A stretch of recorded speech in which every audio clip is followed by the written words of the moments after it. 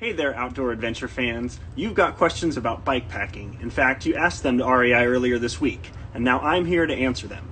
My name's Mikah Meyer, and I too once had the same bike packing questions that you all had. So now, after biking 500 miles across Oregon, I'm here to answer all of your questions and get you set up to go have a great bike packing adventure. What is bike packing? Well, I'm a big road trips fan, and so I like to think of it like a road trip, except on a road bike, or a mountain bike, or a fat tire bike, or whatever bike you like. You're just packing your belongings and taking them with you on whatever trip you want to go. You are bike packing.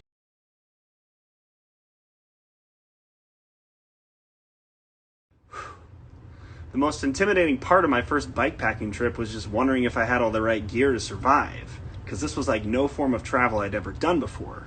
Fortunately, REI sells all the items you'll need to pull off your first bikepacking trip.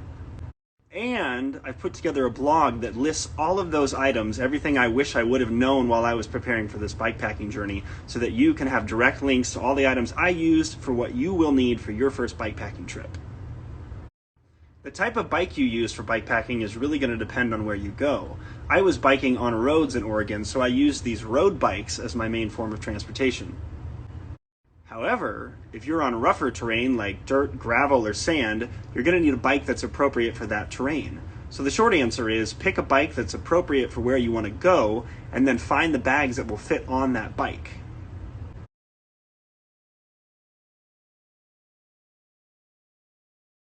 So there's no one right way to pick a bikepacking route. For example, my first bikepacking trip was to a hotel 35 miles to a suburb outside of where I live.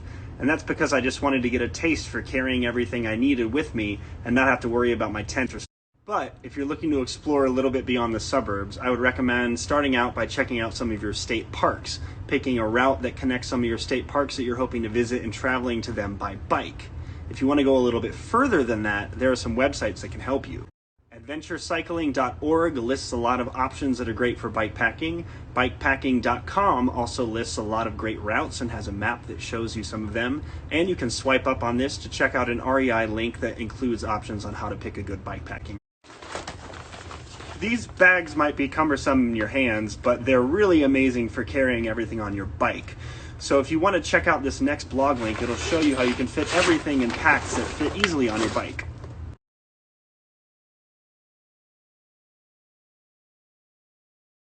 One pair of underwear, that's all you get.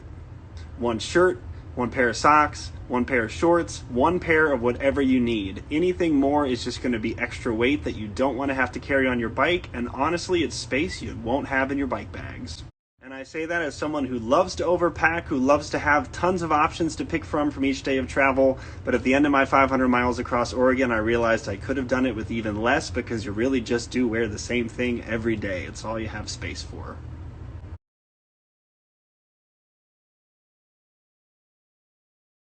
So you've got a few options when it comes to where to stay while bikepacking. The first is you can reserve everything ahead of time, either your campgrounds or hotels, doing what we call card camping, avoiding having to carry a tent, sleeping pad, or sleeping bag.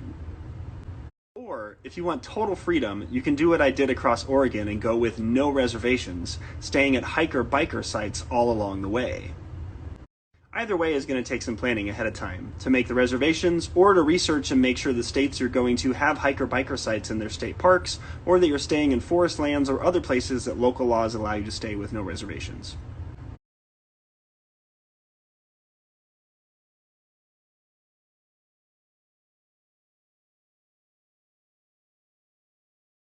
And for our last question, I'm going to choose one that was really popular. In fact, most of your questions all came down to this, which was, what is the right gear to use?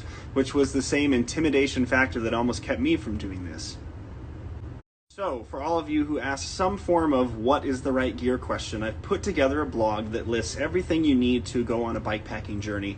And in that list, I've included next to it links to the exact products that I used on my bikepacking journey across Oregon. You have no need to stress. If I can go from flat Minnesota to conquering hills in Oregon on my first bikepacking adventure, then you can do it too. Check out this list, swipe up to see everything you need to have a great bikepacking adventure. And last but not least, happy Pride Month to everybody. If you're wondering about these rainbow trees all over my shirt, this is part of the Outside Safe Space program that I was raising awareness for through this Bike Across Oregon. You can swipe up to learn more about that and get a pin or a sticker or a shirt to wear for yourself. Also, if you didn't get your bikepacking question answered, swipe up to ask it to bikepacking experts as part of REI's new online community, REI Conversations.